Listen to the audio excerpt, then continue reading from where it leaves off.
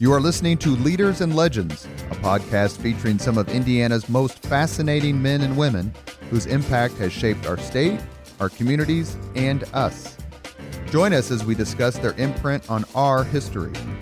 Leaders and Legends is brought to you by Veteran Strategies Incorporated, your local veteran business enterprise specializing in public relations, media relations, public outreach, crisis communications, and digital photography. My name is Robert Bain, Principal of Veteran Strategies, former Deputy Chief of Staff to Mayor Greg Ballard, and Communications Director for the Indiana Republican Party. I'm honored to be your host for our discussion. You are listening to Leaders and Legends, a podcast presented by Veteran Strategies, a local veteran public relations enterprise, and sponsored by Girl Scouts of Central Indiana, the Crown Plaza Hotel and Grand Hall and Conference Center at historic Union Station, and McAllister Machinery, your friendly neighborhood Caterpillar dealer. We are here today with former chairmen of their respective parties, Robin Winston and Mike McDaniel, longtime friends. They are here with us today to talk about getting along, getting things done, having a drink, having a smile, and perhaps the way things used to be. But we are also joined by Jim Shella, former podcast guest more than once, and the dean of State House and political reporters. He is the guest host for today, and we're going to let him take it away and see if his interview skills have rusted since Indiana Week in Review. Good afternoon, Robert. Thank you for that introduction. Mike, Robin, great to see you. Good to see you. Robert talked about folks from opposite parties getting along. You know, I did Indiana Week in Review on public broadcasting for 25 years, and both of you have been panelists on that program many times. And the one quote that I always shared with folks who don't really understand how the political world works is from somebody who said that with regard to Week in Review that the best show was in the parking lot afterward. We found that no matter how much people did battle on the air, they still got along. They still loved to share experiences. Robin, when you talk to Democrats, do they question how you feel about Republicans? Oh my God, yeah. I mean, you should just put some bleachers up and have people on the set, because if they could hold up a placard and tell you what you should have said and what you should have done, then they could just be their own Cecil B. DeMille sitting there, because they always call you. Oh, you're sitting on the set. This is an age of beepers, Mike. They'd be beeping you, saying you didn't do this, you weren't striding enough, you should have tore his face off. Meanwhile, they're sitting at home drinking a coffee, right? And they're telling you what you should have said. So yes, I mean, there are those. Then you get the ones like the pitcher on the mound in Game 7 in the series where everybody's out there telling them what to pitch. Well, that's kind of like being on Indiana Week in Review or trying to do these shows because, well, here, make sure to say this and get this dig in and make sure you do that. And why do you treat them well? And you shouldn't do this. And you should. And it's like, if I listen, the time they told me what I should say was longer than the daggone show. So, no, I mean, people do that all the time. You're absolutely right. I had a crazy idea that, that not everything that the Republicans said was always the best idea. Sometimes the Democrats had a good idea, and when they did, we ought to say so. And my theory was that people will be so surprised that they'll give you style points for at least acknowledging the fact that somebody has a good idea or a better way to do something. Wrong. I mean, I'd get criticized anytime I say, you know what, that makes sense. And I'd get 5 phone calls as soon as the show was off that night saying, are you crazy saying they had a good idea, and that kind of stuff. And it just drove me crazy because that's just not the way I am. But, it's true. I mean, and I think that's part of the reason Robin and I got along for as long as we did and still do to this day, because he was always a gentleman and he was always willing to step up and say, you know what, they're right about that. Or I'd do the same when I had the chance. And it felt that way. But, boy, you're right. I can tell you one quick story. We all have a mutual friend in Lisa Kobe, who's a very ardent Republican, my former press secretary when I was Republican state chairman, and Lisa, very passionate about politics. And not afraid to share her opinion. She would call me every Friday at about 10 o'clock, like clockwork. Have you got the topics yet? Not hi, how are you? Not anything else. It's, have you got the topics yet? Well, you might say on this one, and you might in that. And finally, one day I said to Lisa, you know what? Next time I can't do the show, I'm going to suggest to Jim that he have you on there. Oh, no, God, I couldn't do that, you know. People have no idea. I think I did call her once. I got to know. People have no idea that when you're sitting there and have to interact and you don't know which way the conversation is going to go, it's completely different. Yeah. And you can always just sit there and throw out talking points, and we all worked those in. We got to the point where we could. But it's not always easy to do that because Jim, being Jim, was excellent at steering a conversation to get where he wanted to be. And I say that as a compliment because this guy was the best in the business for a long, long time. Absolutely. And so, it was always more difficult. But like Robin, I inevitably. But what's funny to me is when you'd get a call on Fridays, we'd call around. If we got the topics, we'd call around, try to get some information before we went on the show. And I was at state party, you'd call me. You'd be amazed at how much quicker our calls got returned on Friday than they did Monday through Thursday. If I called the president pro tem or the speaker on Friday, I was called back within 5 minutes because they knew they were a topic on the show. Save all your business for Friday. Yeah. So anyway, it's always kind of funny. But what was even funnier to me was I'd get a call from Mitch Daniels on occasion when he was governor. And if he anticipated that something that happened that week was going to be on the show, he'd call and say, well, if you get a chance, you might work into the thing, And I said, wait a minute, I thought you didn't watch this little show as you referred to it. He watched it every week. And if he didn't, his staff told him what was on there every week. But he'd call and make recommendations, which always cracked me up. For a guy that didn't watch that little show, he knew what was going on every week. I like the guys from D.C., though. So our office was at 1 North Capitol, right there on the corner. State Democratic Party headquarters. Office. And these dudes are in the Marriott, in a room, using their cell phone to call me to tell me what my talking points are. And I'm standing in my office, and I said, where are you guys? Well, we're at the Marriott. I said, look out your window. Come up the street, bring it up here. Well, then when they bring you the talking points from the DGA, Democratic Governors Association, Robert, they're like 4 pages long. Yeah, they don't get 4 pages of talking points? Yeah. And then I looked, and it was like, and this is what we're doing in Vermont. And it was like, whoa, this isn't Vermont, boys. But they had just cut, paste, and used the same thing. Because, I don't know, I was on the show maybe a dozen times. I mean, Mike, you were on hundreds of times as a Republican, yeah.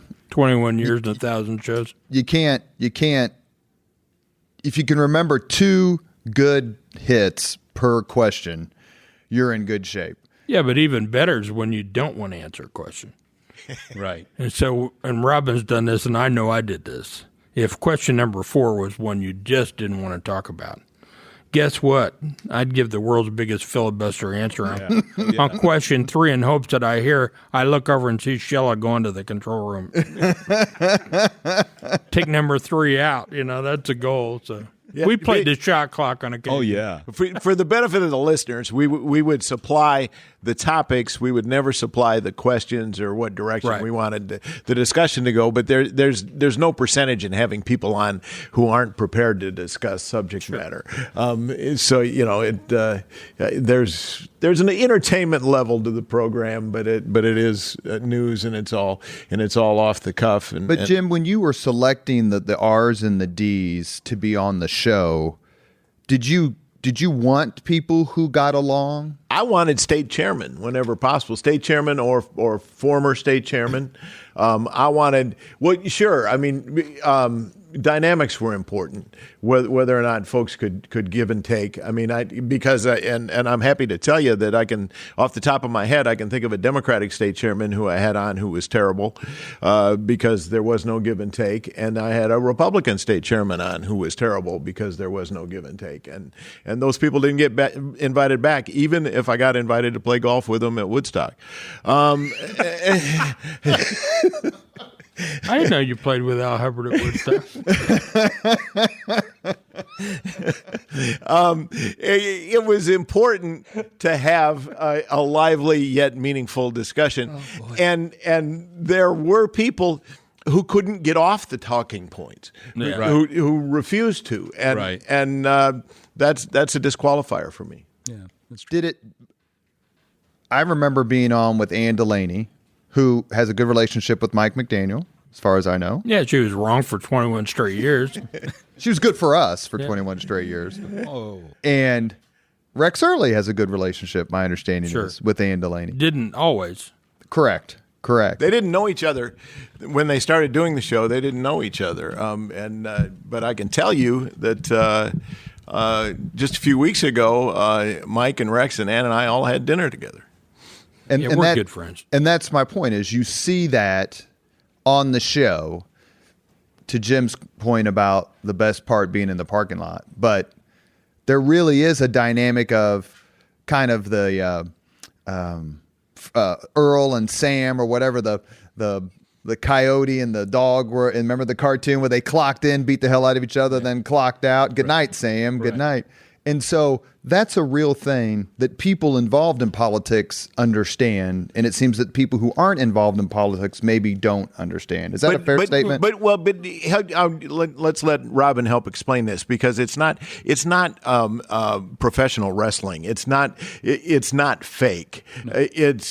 But there is an element where you have to take the party line, and you have to sometimes be contrary. Well, yeah, and I was chairman we were doing mayors in 99 and governor in 2000.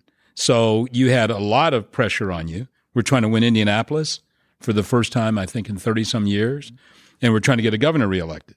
So we were pretty fired up, but Mike was always straight down the middle of the fairway. There were other people in our party who wanted us to do more and to be.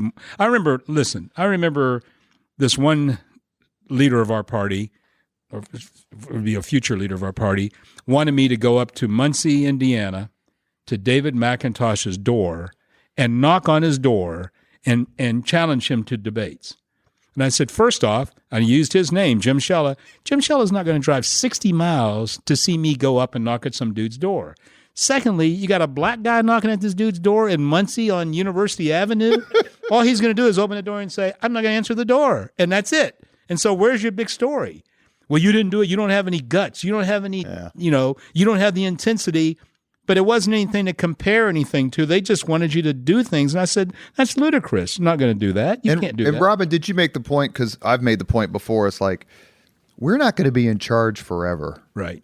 Yeah. Well, the reason we're here today is because we did our job. We moved on, but we were fair, and we can see each other on opposite sides of the street and wave and say hello versus look the other way and keep going. Well, I think a good part of that is mutual respect for the job that you did. I mean, I understood what his role was. He understood what my role was. And so as long as you did it fairly and not with a lot of animosity, you respected each other and got along. And I think the world of Robin Winston for that very reason. Always have. Now, I haven't always had that relationship with the other team. When Joe Andrew was here, he and I didn't get along at all. I remember having a news conference where I called for fair and honest elections, and he called me a racist because I called for fair and honest elections. That did not go well with me, and he and I never really got along after that. So, there's a line that you don't cross, and he did.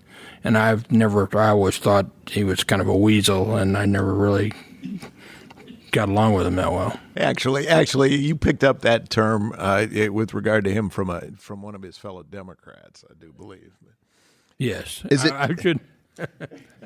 You want to give credit here for the? Let me tell you, of all the years that we did Indiana Week in Review, the 21 that I did it, only one time in 21 years did Jim Shella stop in the middle of the show and said, "We got to do this over." I remember that. That's story. Because Ann and I were both beating up on the same person so badly that Jim said, we can't do this. Well, what the heck? Let's tell the story. It was when Joe Andrew was running to be Democratic national chairman, and he held a rally at the State House. Yeah, for national chairman. For national chairman, yeah, it didn't seem to make a lot of sense on the surface. But secondly, Jim Hester, who's the news photographer I was teamed with for 23 years, who is an astute political observer, when we walked away from that news conference, he said, what was different about that? I said, you tell me. He said, politicians always say us and we. And he said, I and me over and over and over again. And we showed that tape before the discussion you're referring to on Indiana Week in Review. And the problem wasn't that you guys were beating up on him. The problem was everybody was laughing. And I said, stop. We cannot be on the air laughing at the next Democratic national chairman. I don't care what you think. And he won. Did he not win? Yeah. Well, it wasn't even opposition. Yeah, it was unopposed. Under Clinton, right, or was it Gore wanted him to be the chair. It was before Clinton. It was before Clinton left office, but he was put in place by Al Gore because of Gore's coming campaign. Yeah. Let me make a statement and have all three of you challenge me or agree with me. The real feuds in politics are within parties, within politicians versus politicians from that party. More intense, more long-lasting than feuds between parties and between politicians of other parties. Is that a fair statement? There's a lot of bad blood left over from primary X or primary Y because it's within the family. Well, I've experienced that clearly in my political life, but it used to be that you had those family fights and then everybody got in lockstep to go win the general election because they knew how important it was. Those days are gone, and most of that has to do with the internet. People are either right or wrong, and I'm not going to be for them. You know, if you're in the same party, if you disagree forever. You don't get together and unite where we used to do that. And I think that's a major, major change in politics. Robin? I had Lake County, man. Come on. Seriously. Now, here's what these dudes did to me. Every Friday, they had a meeting in Lake County. Who's and if I'll tell you, because it wasn't the same meeting. At 8 o'clock at the patio in Maryville, that was the Greek guys, okay? So that's Panos, Manos, Kalinsis, and those dudes, all right? Wait a minute. At 8 o'clock, same time, in Wicker Park, they had a meeting, and that was the Itches, that Stiglitz, Jovanovic, that's all the Slovaks, right? Now watch this. And at 8 o'clock in Gary, Rudy Clay had a meeting at the same time, and that's the brothers over in Miller Beach. Was that with the Claymates? Claymates weren't there. In fact, we had to open up a Chinese restaurant early to accommodate the meeting. So here's how they play me. It's like, are you going to go to that meeting? I said, well, which meeting am I going to go to? Well, you're going to go over and see Blondie. That's what they call Bob Pastrick. Mm-hmm. He's in Maryville, right? So if I go Maryville, if you know anything about Lake County, you can't get across Lake County in 5 minutes. So then I go over and I'll always be late for Wicker Park. Oh, so you're late for us. Stiglitz would say, you're late for us. I'm like, oh, man. Then I go over and I'm Uncle Tom and Gary because I'm like, oh, so you went over there to the white boys. All right. So I had to play all three, Gumby, all three, right, to make everybody happy. So what I started doing was I'd mix them up because they would never come together. And they still don't. I mean, I get in an elevator in the state capitol. Prominent attorney here who was in the Biden administration gets in an elevator beside another guy. I said, hey, how you doing? Fine. Yeah. He speaks to me. He doesn't speak to the other guy because he's mad at him for a 1984 state convention decision on attorney general. I'm like, are you serious? You guys don't speak? I don't speak to him. And just looks, bing, bing. The elevator goes up and that's it. So, yeah. And then don't even mention Marion County slating. So I was just getting ready to mention Marion County slating. So those are enemies for life, right? Yeah. And you're sitting there. Not honestly, Mike. Come on, let's tell the truth. We're trying to raise millions of dollars.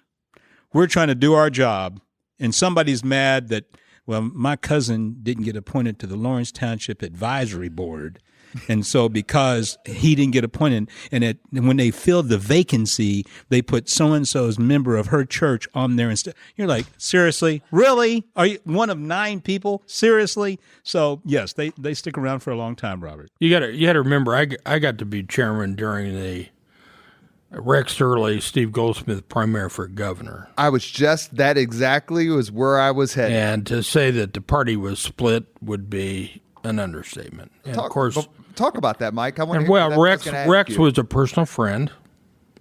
And when I ran for chairman in a 5-way race that I won on like the 5th ballot, that I don't understand why it took 5, because every member of state committee told me they voted for me on every ballot. I don't know why it took so long, but I did.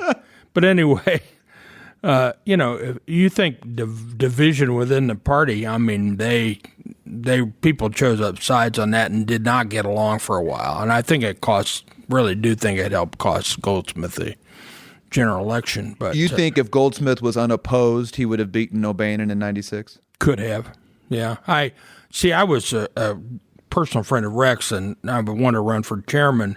And I went to Rex and said, "Look, first thing they're asking me is, will I be neutral in a primary?" And I said, "You got to understand that I got to play this down the middle, because I can't get there and not do what I said I would do." And he said, "No, I get that. You got to do what you got to do." He didn't mean it, but he said it anyway, which gave me permission. But he had been state chairman. He understood the role. Trying to follow Rex Early like I did on Indiana Week in Review, and then follow him. I followed Hubbard, but Early had been there just before, so it seemed like I spent my time following a legend and one of the most colorful politicians in state history. And still is a dear friend of this day, just turned 85 recently. Well, and someone asked me once who I modeled my PR style after, and I go, it's equal parts Bill Bloomquist, who's the dean of liberal arts or was at IUPUI, IQ of about 300, and I go, and Rex Early. Well, and they go, well, how do you mesh the two? And I'm like, well, you got to be really smart. And you got to be really sassy and mouthy all at the same time. And if you can mesh the two, you're in pretty good shape. We could all tell stories, real stories about Rexford Carlisle Early from Vincennes, Indiana. In fact, I've threatened to write the unauthorized biography, which would be a big seller, I think. But to give you an example, he's already written an autobiography. He always was good for a good quote, as Jim will tell you. But we're getting ready to go to the National Convention in Cleveland last time, and I said, "I'll drive you up there. You're going." I can't get around anymore. No, I'll drive you. We'll get you on and off buses. We'll do all that. You got to go. Well, he became the state Trump chairman. He called and said he recommended me, and I said, can't do it. And he said, so he ended up doing it. So anyway, I get a call from some young lady from ABC National News about 2 weeks out from the convention. She said, and this is the question she asked me, really, I'm serious, this is what she asked me. She said, would having Mike Pence on the ticket with Donald Trump help in Indiana? And of course, I politely said, yes, we think that would be a major benefit to the party, and blah, blah, blah, I give her all that. Then she said at the end of the interview, she said, is there anybody else I should talk to? I said, you need to talk to the state Trump chairman. So 20 minutes later, I swear the phone rang. She's on the phone. She's laughing hysterically. She said, I want to thank you for giving me that lead. He said, he gave me some very interesting quotes. I said, like what?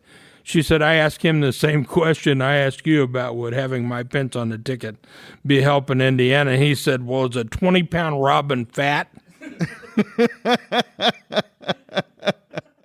Typical Rex Early. But let me tell you one more, and I'll get off this because I know you want to move on.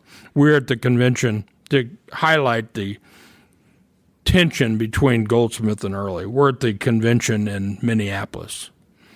And the night after they put Sarah Palin on the ticket, some gal from National Public Radio came up and put a microphone in Rex's face and said, now that you have your ticket together, what are you guys going to do? And he says, well, we're going to get drunk and chase broads.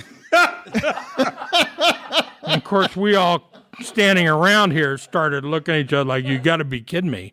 And she said, may I ask you, she kind of laughed. She said, may I ask you who you are and where you're from? He said, yeah, I'm Steve Goldsmith from Indianapolis, Indiana. Didn't miss a beat.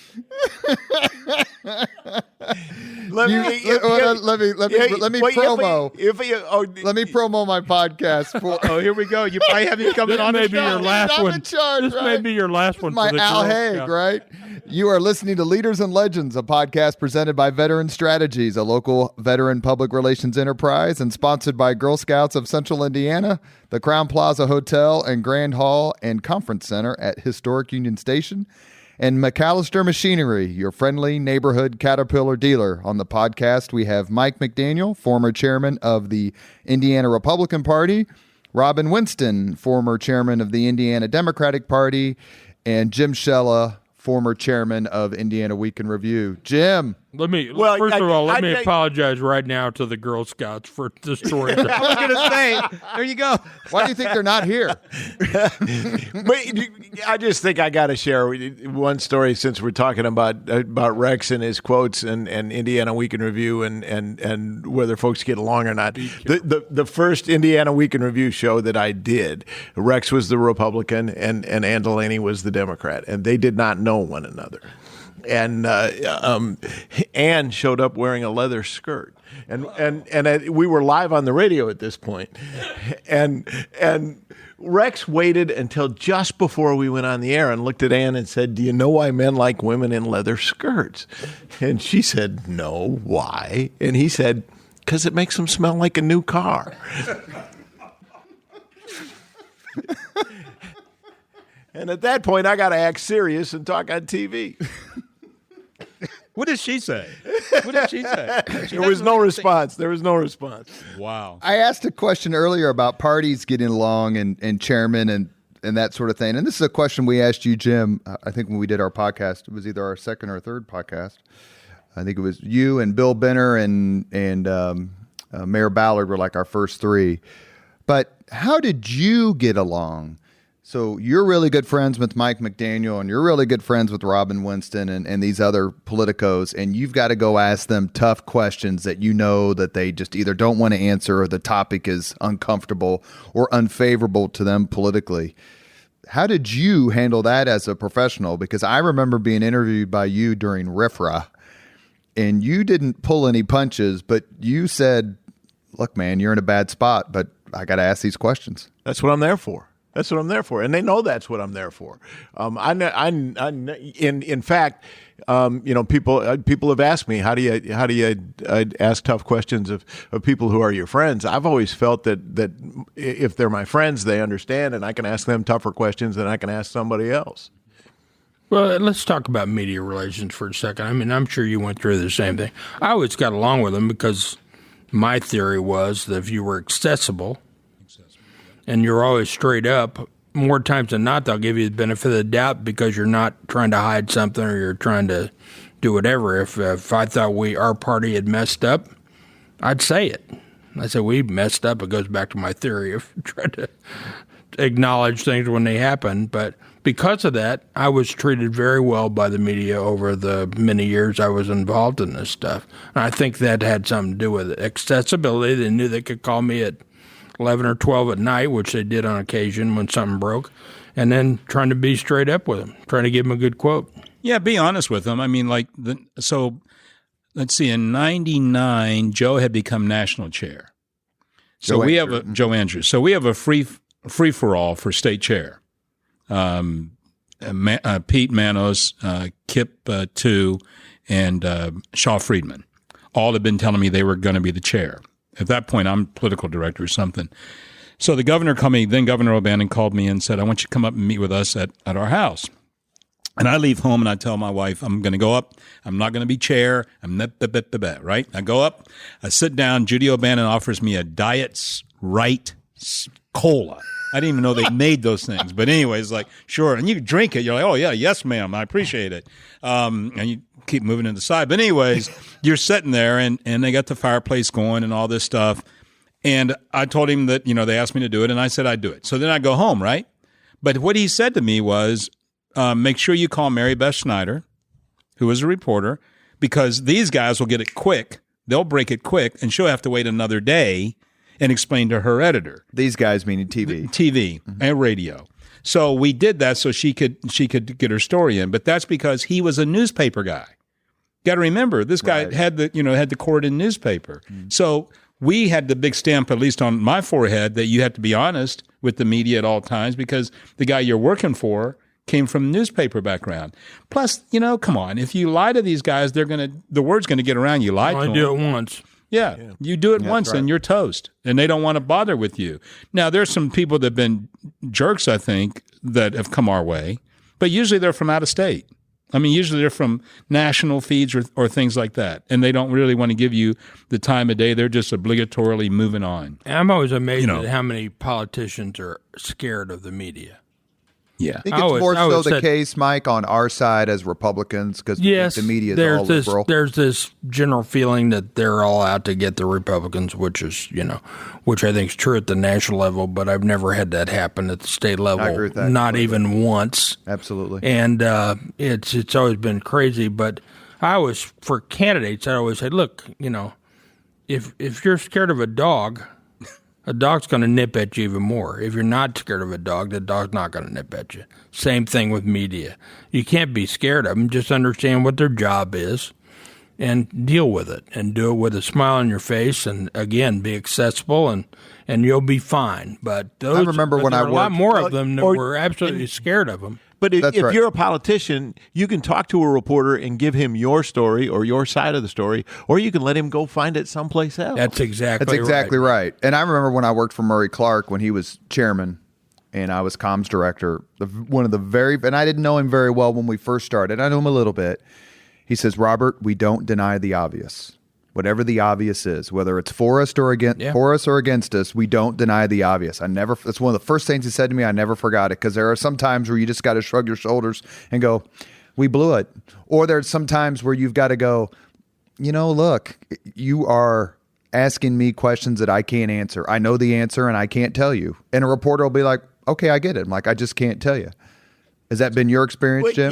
Yeah, I agree with you completely. Although I think at the moment there's a changing dynamic because Donald Trump's theory is deny the obvious and attack the messenger. And I think there's a growing number of politicians who are looking at his model and thinking that it works for them. Yeah.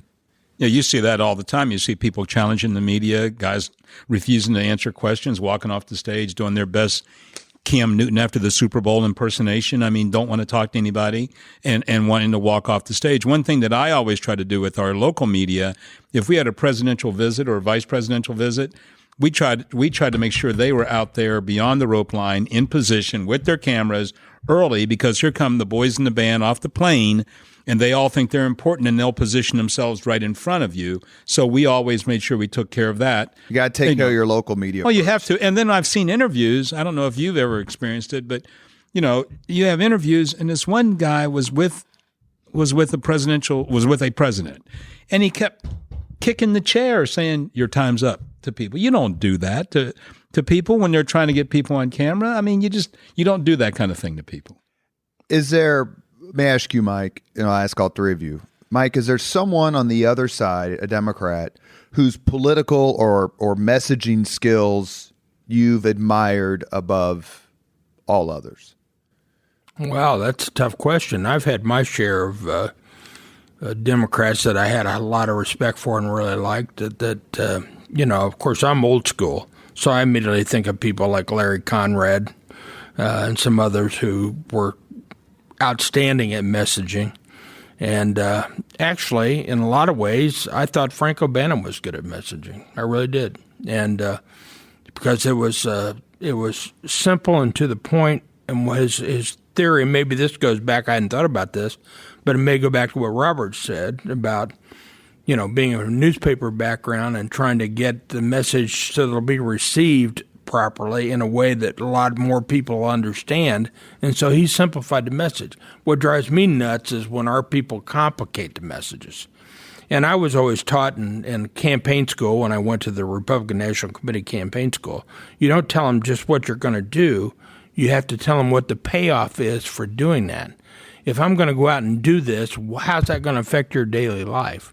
And we are terrible at bringing the payoff line into that and telling the public, we're gonna do this, we're gonna raise taxes on gasoline, and then we're gonna say, well, yeah, we need to have better roads, but how's it going to affect so and such and such county? Then people go, well, I get that, But we've a lot of times failed to do that. So I thought O'Bannon was good at that kind of messaging. Of course, like I said, Larry Conrad was outstanding, I thought. But Jim? Those are two of my favorites. Well, Evan Bayh stands out in my memory, not necessarily because of the message, but because of the delivery. He would decide what his message was, and that would be the answer to every question you asked. You could ask him 4 different ways, trying to get him to tell you something more than what he thought that day's message was, and it wouldn't change. And you thought that was a good thing? He served 2 terms as governor, I'll say that. And 2 U.S. Senate. Are you trying to say that had something to do with what he did while he was there? Well, I think that because his strategy was, if you don't do anything, you don't make anybody mad. I was just going to say he was very cautious. Seriously. Very cautious. Yeah, and he was Democrat governor in a Republican state, and he was very protective, and I think it served him well. Now, I wouldn't tell somebody else to do that. Robin? It would be Mitch Daniels.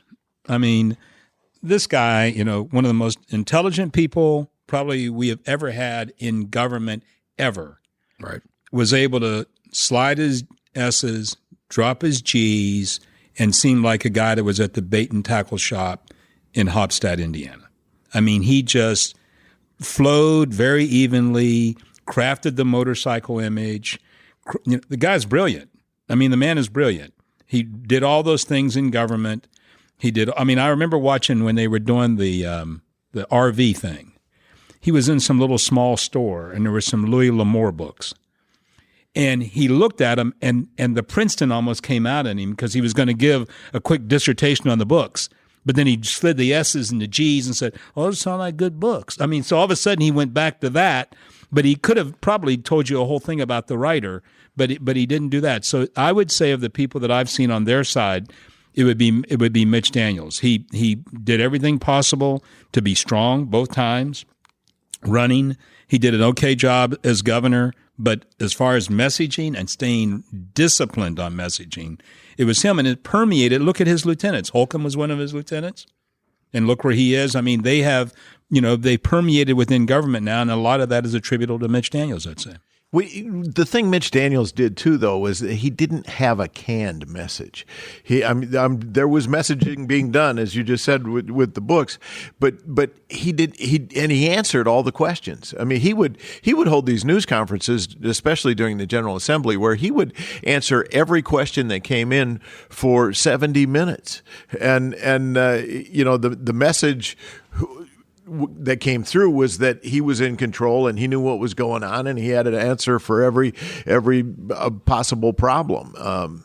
I've said this in our podcast that we did with Governor Holcomb because Governor Holcomb ran Mitch Daniels reelect in 2008, which seems foreordained at the moment. But as someone who was comms director for the Republican Party in 2006, where we got whipped, you never would have thought that Daniels would have won like he won in 2008. Mike, you've known Mitch Daniels for 50 years? 1974. So almost 50 years? More than 50 years, almost 50 years. My contention is Daniels winning Marion County in his gubernatorial reelect in 2008 by about 14,000 votes, when Barack Obama carried the county in his initial run by about 120,000 votes, is the greatest micro political achievement in the last generation. I would agree with that. Of course, I believe Mitch is the best governor we've had in my lifetime. He, and for the better part of a decade, when you think about it, because the 2 years before he was elected, he was already basically dictating the agenda, even in this campaign. And he kept doing that the entire time he was in office for 2 terms. And I've never seen anybody with the ability to do that.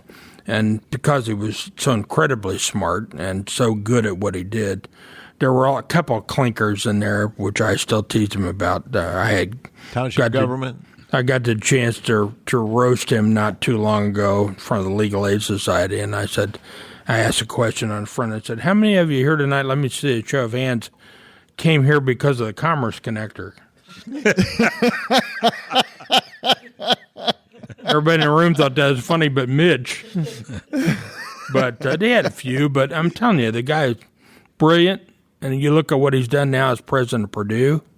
On top of it, I mean, it's unbelievable. Leadership matters. I can remember one time, of course, I'm still mad at him for not running for president. We could be in the middle of a second term, Daniel's term. But he himself said he thought how much different, yes, he did say that. How much different would the political discourse be today? Yeah. Fair point. Yes. In the middle of the second Daniel's term. Let me ask a question, and actually Jim was a part of one of these podcasts. In 2019, we've lost two giants Indiana politics, Senator Birch Bayh and Senator Richard Lugar. I would assume that you had relationships, good relationships with them for a long, long time. Robin, what was your relationship like with either one or both? Well, it was Lugar was different. I was in college at Louisville, aspiring future governor, right? So I'm in college at Louisville, getting ready to run for student council vice president, baby. So I wrote every person running for the United States Senate and asked them to send me their brochures. Which year is this? This is 76. I get a brochure from Dick Lugar. It was cool. That's year he won. Oh, yeah, it was. I still have it because I showed it to Lou Gehrig, and he said they were in Marion. I think Daniels wrote the text, and Gehrig took the photo. And they sent that to me as a student. Here's some bumper stickers. I'm in Louisville. What is he going to do? So I held on to that and showed it to the senator years later. And he remembered the piece. It was nice. It was blue and gold, I think, Mike. Yes, it was. It was blue and gold. Nice. It had Lugar across the front, and it closed like that. And you opened it up, and all of his text was inside. So I did that. For Birch Bayh, I'm from Western Pennsylvania.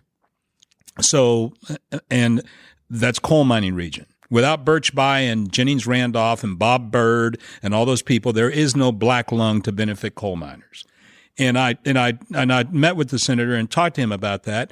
And the stories that he told me about being in the Senate are just unbelievable. I mean, so yeah, I had a chance to talk with him, looking him straight in the face, thanking him for black lung legislation, for protecting coal miners, for those things.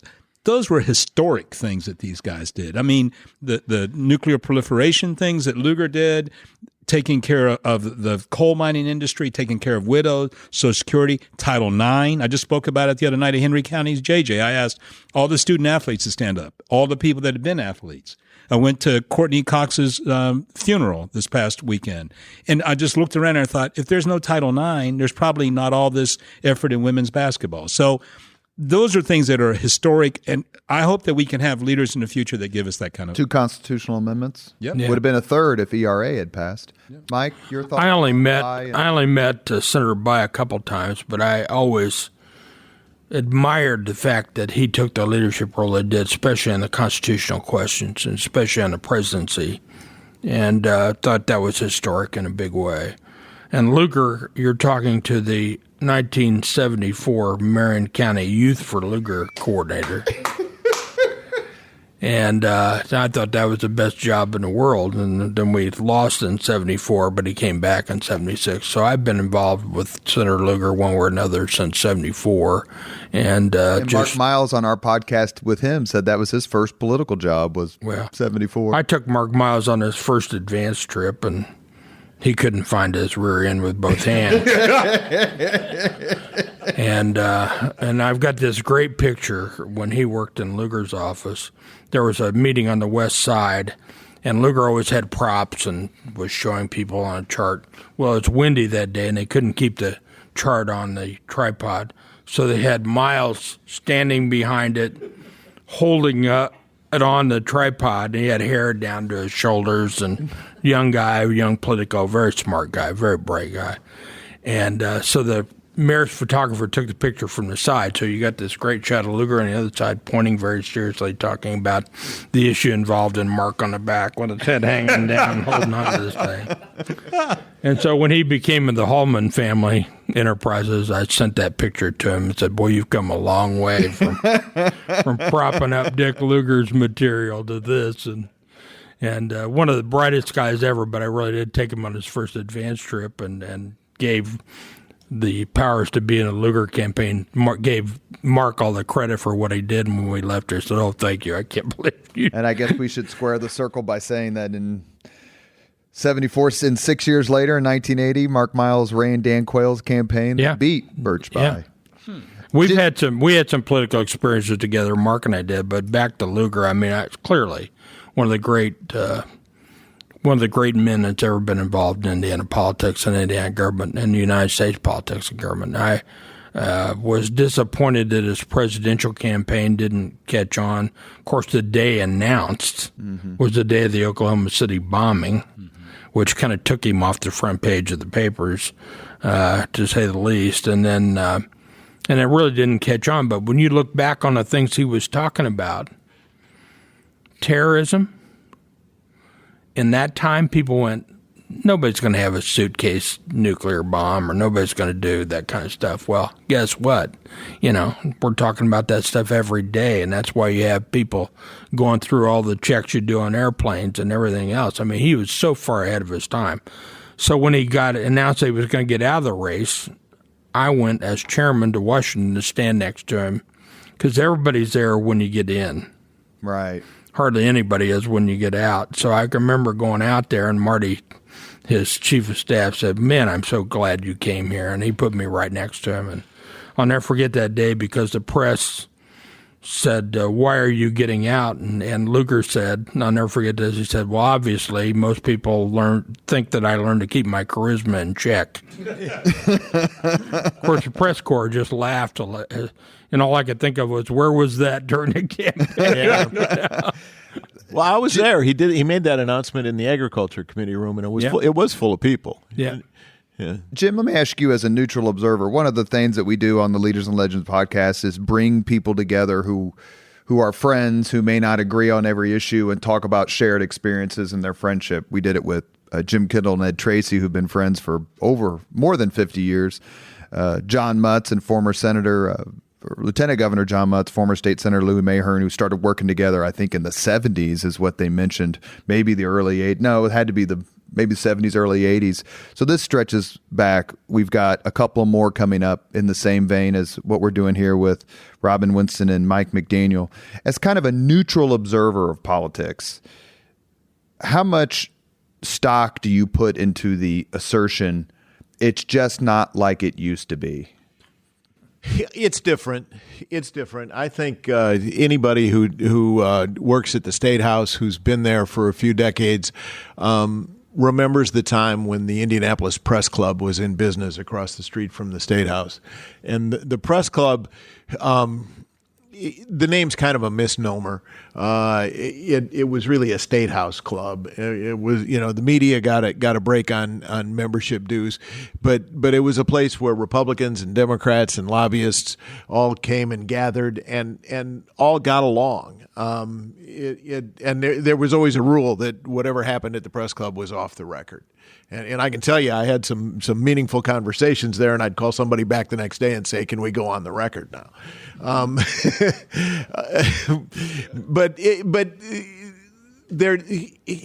it's not just that the Press Club's not there anymore. In fact, it may be that the Press Club's not there because the culture has changed. That people don't hang out together. Excuse me, the way they used to. People don't get along the way they used to. They still do get along.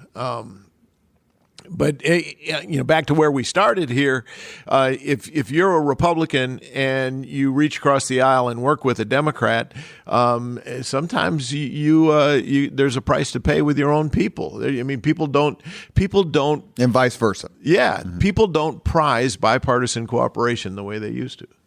Robin, do you remember a time where you reached out to Mike and said, "Hey, I need your help"?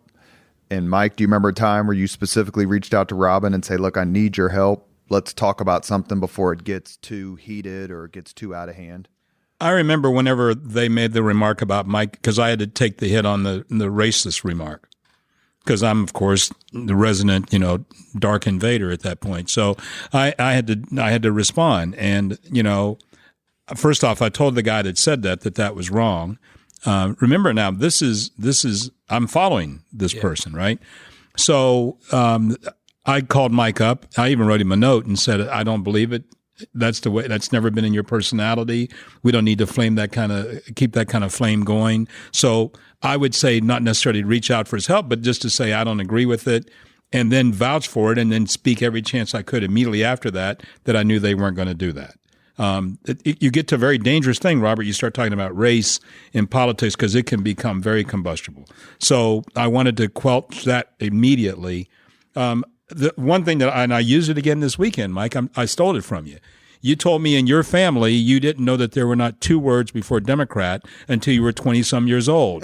Well, I say all the time, I didn't know that there were two words before Republican and people love it. So I remember that. It goes well in the speech. It does very well. My grandfather was the original Archie Bunker conservative. And he may and not I'm remember- literally, I was at Ball State before I found out the word Democrat didn't always have two other words in front of it. So I stole that from you. I'd say that in my Lincoln Day speeches, and people, that's usually a red meat crowd anyway. They want red meat. They don't want to talk about what the issues of the day. And then he said to me another thing that I don't know. I don't call him up and say it, but he said, always give them all the good government that they deserve. So I have learned to give people along the way all the good government. I just want to say right here, right now, I did appreciate the fact that Robin called me, wrote the note that he wrote, because that really hurt me to the bone that somebody would say that about me. Because I may be a lot of things to a lot of people, but that wasn't one of them, and it really hurt me when the weasel did that, and I've never liked him since, and I'll probably stay that way for a good long time. But and I hate to but use one the- of I hate the to use things. Go ahead, Mike. No, one of the things I think Robin and I, before we hang it up here, is how the political parties have changed. When I grew up in the Marion County Republican Organization, which was one of the best in the country at the time. Under Bulin. And under Bulin and Sweezy and on and on. But there was such regimentation in it. I mean, you had to start as either a vice chairman, vice precinct committeeman, or a precinct committeeman and work your way up in things. And the organization was what the candidates went to help them get elected. And ever since the Watergate scandal in 1974, candidates start raising their own money instead of the parties being the vessel for the fundraising. And so they became more and more independent, and that has grown through the years. And now a lot of people think a good campaign is just raising enough money and buying enough commercials. Where in our day, it used to be having precinct people, all volunteers, which was hard to recruit, motivate, train, do all that stuff. You think back on what those organizations were and what it is today, because campaigns have gotten away from using the organization and how parties have changed so much. Now it's just a matter of raising millions of dollars and hiring enough young people in the field to go out and do it and run enough commercials, and that's it. And so parties have morphed. So I was part of that change. My philosophy when I was there with 92 counties, I found out very quickly that we had about a third of the counties that did things very well, a third of them that did one or two things okay, and then a third of them that didn't do anything at all. No, seriously. Because remember, these are all volunteer organizations. Right. And so my goal as chairman was to get everybody to move up to the next rung. Those that don't do anything, if I get them to do one thing better, we're ahead of the game. Those that do a few things well, if I can get them to do everything well, then we're way ahead of the game. So that was kind of my philosophy in this thing. Today, they don't count on the organization, the county by county structure.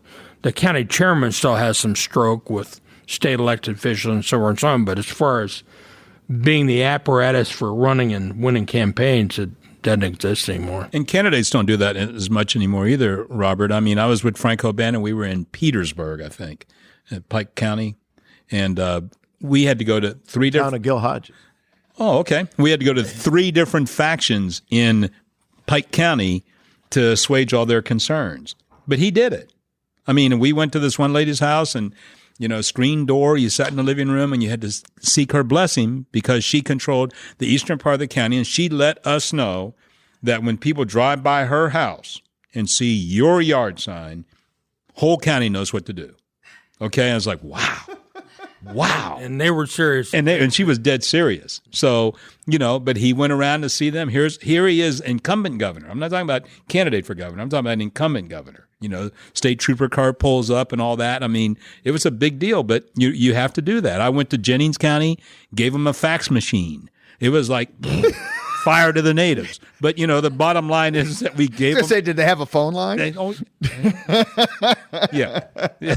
But anyways, so it has changed. But I think a lot of it, though, Mike, is related to the elected officials, too, that are there. I've been around some folks that may not motivate people, let's just say that, to go out and work, okay, well, for their campaigns. Very true.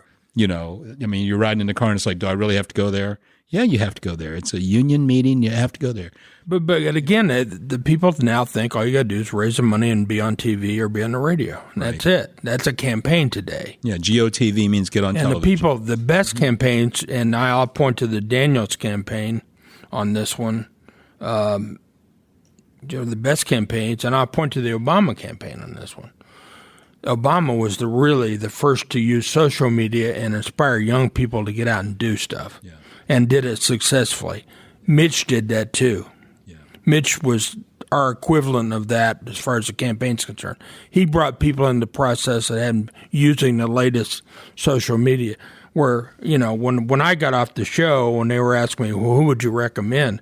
I said, one, you need to get a younger person to understand social media. Because for me, that wasn't me. I mean, I'm way past that, I can barely turn on my iPhone, one of those kinds of things. But today's campaigns, you got to do that. And that's another way that the campaigns have changed so dramatically that, and Mitch got that and still gets it. You see him as President Purdue. And how he uses social media up there. At Purdue, Mitch? Isn't that right? I'm telling you. And to think about a major research institution like that is now going into its 8th year without a tuition increase. You could have 2 classes go through Purdue and never have a tuition increase. Hey, as somebody who has a son at Purdue, I think it's a wonderful thing. Let me tell you, as a member of the Board of Trustees at Ball State, I can tell you, he's put a lot of pressure on a lot of folks because he's been able to do what he's done. Because it's just unheard of. People have no idea. But that was, again, I think it's that communication that he has. And the good politicians inspire that. And as you said, there are some that aren't. But as I'll never forget, I'll tell one quick story. I ran the intern program in the state Senate back in the mid-'70s. I had a rule you weren't allowed to talk to the media if you're an intern. Good rule, right? Right. So I'm driving into work one day, and I hear Fred Heckman on WIBC say, when we come back from break, we're going to talk to a Senate intern about his impressions of the men and women serving in the United States Senate. And I about wrecked my car on Capitol driving towards the State House. And when I came back, he said, and I won't say the young man's name, Mike Riley from South Bend, Indiana. Said, Mr. Riley, you've been there a month now. What are your impressions of the men and women serving in the Indiana General Assembly? And he said, I'll never forget this as long as I live, on the whole, they're not very smart, but they do represent the entire population of the state of Indiana. So with one sentence, this kid wiped out the entire population of Indiana. What he was trying to say was, look, they're just people like us. Mm-hmm. They're all different. They're not special. They're just people living their lives. They're citizen legislature. That was what he was trying to do, but it didn't come out that way. I was never so pleased when I got to the office, President Pro Tem Phil Gutman, who was my boss. I was in the office all of 2 minutes, and the phone rang. He says, McDaniel, is this Riley kid one of ours or one of theirs? I was never so glad to say he was one of theirs in my life. But his point is, and it goes back to what Robin said, some of these people don't inspire, kind of go out there and do it. They're just regular folks, and some of them don't know how to do that. And the ones that really do And the ones that motivate and the ones that lead, they're the ones that rise to the top, and they do rise to the top. Robert, you run a public relations agency and do government relations work and all those things. One fundamental rule when you're doing client pitches is you should know your client. So we're interviewing people to be Frank O'Bannon's consultants, right? And the dude walks in and says, well, the problem with Southern Indiana is a bunch of hilljacks down there. And I'm like motioning like, and a lot of them down there are illiterate, not educated, and are not going anywhere. And Frank, you've got to bring them around and move them up. And I was like, toast. And I was doing tap while he was talking. And he's sitting there. And he's from there. Yeah. Right. So, you just got to watch out those things. Let me ask one quick question with just the few minutes we have left, or minute or so, to Jim Shella. Again, as a neutral observer, how do we fix, or do you have an RX to fix some of the problems we discussed here today? Well, I'm not sure we got into problems an awful lot. We talked about some pretty good things, but about people not talking as much, as not hanging out as much, a little more divisiveness, a little more prickliness. I remember when I was comms director for Ballard, Ed Tracy would do a news conference blasting Ballard. He would call me and say, I'm going to do a news conference in front of the city market in 30 minutes. Come out there and join me. Let's have some fun. Yeah. And the only reason I didn't go out there and have fun with him is because Okeson said I couldn't. Paul Okeson, the chief of staff. But he's like, come on out here. Let's have some fun. And what we've heard a little bit today, along with some great stories, is that things have changed. Is there a way to get them better? I think what we've talked about here is the good people in politics and how you need good people in politics. And I think that the current circumstance leads good people to stay out of politics. And what we need is more good people to get involved in elected office as well as in the parties and in activism. And I think politics has become a dirty word. I have people all the time say, how could you stand to cover politics? And what I tell them is there's politics everywhere. There's politics at church, school, at home. Just because there's not a vote doesn't mean there isn't politics. And the good thing about politics is that everybody knows what it is. You're free to question everybody's motives. But you got to get involved. It affects all of us every day. And we got to find a way. I don't know what it is, but we've got to find a way to get more good people involved. I also think that the way to reinvigorate the parties and to get the parties more involved, which I think would be a good thing, is to eliminate primaries altogether and go back to conventions for statewide elected officials like United States Senator, Governor, so forth and so on. Then that person that's going to work in a county is all of a sudden relevant because they're the votes that make the difference. And you would re-energize the two political parties overnight if you did that. Plus, think how much money you would save if the candidates in the primary don't have to go out and spend $3-4 million each to beat it out of each other. Mm-hmm. You'd save that money going forward, and so you don't have to raise as much money, which is also a major problem. Be bad for TV stations. I think there are plenty of benefits to going back to doing that and getting people more involved. And I'm starting to sound like, one of the old guys sitting in the balcony on the Muppets. But seriously, I think if we went back to that, we'd reinvigorate the system. I wish there were more petitions for people to run for office. I mean, when you meet with a party chair, I had this one dude meet with us, and he came up from Southern Indiana, and he was going to self-fund his campaign to the tune of $2,000 running for Congress, right? So, but he didn't tell me that amount of money until later in the thing. But he comes up and he sits in our room, and we're all sitting there with pads because he's a doctor, and we're all excited, and we think millions of dollars. And I said, so what's your main issue? Well, sterilization of the poor people in this state. And I was like, what did you just say? So I turned to Tim Henderson, who was working. I said, Tim's got it from here. Thanks a lot for coming. Pushed on away. Let him take it the rest of the way. Did you ever have candidates for president come visit you on local candidates for president? Oh, yes. Remember, there was a young woman who was running.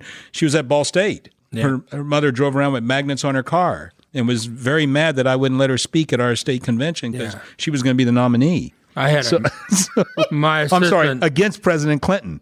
So, you know. My assistant one day said, Mike, there's a gentleman here to see you. He wants to run for office. I said, well, sure, have him come in. So I came in. He was from Henry County. And he said, well, I wanted to come in and start with you because I am going to run for president of the United States. I said, oh, really? I said, do you know what that entails? He said, what do you mean? He said, I just told you, and I'll, call over to the clerk's office and get my name on the ballot. And I said, well, first of all, you have to have 500 certified signatures from each congressional district in Indiana, and they have to be certified before you can get on the ballot. And then take that and multiply it times 50, because no two states are the same. You got to meet all their criteria in all 50 states. And this guy was looking at me like, what? But clearly, you get people who really don't understand the system that come in and either want to be governor or United States senator or whatever, who don't have any idea, and bless their hearts, they care enough that they want to get involved. But there's some basic understanding. I used to get that all the time. I don't know if you did. But I did. Robert, I mean, I know we're running out of time, but I'll just tell you this. It's great doing this story. Part of what you're asked is being done by this, having people talk. So those of you listening, we can work together. It doesn't have to be this hard wall build up between our parties. But I was a little kid listening to the transistor radio of the conventions when these states would get out and do the Democratic convention. And it was a lifelong dream to be able to do that. So I got to do the roll call for Indiana. Oh, that's right. Right? So I'm up there like, Indiana, 88. And this is your time, right? So I'm doing it. But I looked at the video the other day, and check this out. I'm like, Indiana is proud to class. And I look, and there's these people behind me that are leaning into the camera shot to get themselves on national TV and pushing people aside so they could be on TV. I was like, are you kidding me? That's what they were doing behind me? So, everybody wants to be everybody wants to be part of the like action. Rob and I grew up watching those and just loved them. And my favorite thing was the roll call. Yeah. And I always dreamed of doing that, and I got to do it 3 times. Wow. And Were you ever an elector? Yes. Elector? Yeah. I was on the famous Bush Gore. You did cast the deciding vote? And I made sure I did it in my printing, which I print everything, but I did it in letters about this big for George Bush because I didn't want anybody to misunderstand who I was for. But I was an elector. I was glad to have that honor. But back to the other, I got the chance in Philadelphia to give the roll call. The great state of Indiana, the home of Senator Richard Lugar, you do all that stuff. So right before it came time to give the roll call, the bat phone rang from headquarters up above, which never rang. We tried to order pizza with ours out in San Diego. And the thing rings, and I pick it up and says, Mr. McDaniel? I said, yes. And he said, when it gets to you, we want Indiana to pass because we want Texas to put George Bush over the top, and so we'll pass, but we'll come back to you. He said, now you can get up and say, but you can say something, but then pass. I said, okay. So when it came my turn, I got up and did the whole thing. The great state of Indiana, the home of Richard Lugar, went on and on for about 2 minutes. I go, we pass. I was resoundingly booed from the floor of the convention. But I got to do it a second time when it came back around. I was at the Republican convention in 2012, and I should say that my Uyghur partner and I, David Brooks, beat the pants off of Mike McDaniel and Rex Early several games in a row. And I would hurricane. In a hurricane.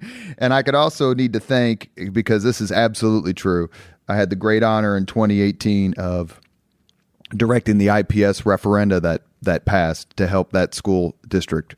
And I would not have had that opportunity if it wasn't for Robin Winston recommending me. Thank you very much, Robin. And when it comes to the best of what he does, there's nobody ranks higher than Jim Shella. Thank you, Jim. We all love you. Thank you. Hope you're doing well. Thank you for joining us on the Leaders and Legends podcast. And we want to thank our sponsors, Girl Scouts of Central Indiana, the Crown Plaza Hotel and Grand Hall and Conference Center at Historic Union Station, and McAllister Machinery, your friendly neighborhood Caterpillar dealer. Thank you very much for listening to Leaders and Legends, brought to you by Veteran Strategies Incorporated. If you want to contact us about this program or our menu of public relations services, please send us an email at robert@veteranstrategies.com. That's robert@veteranstrategies.com.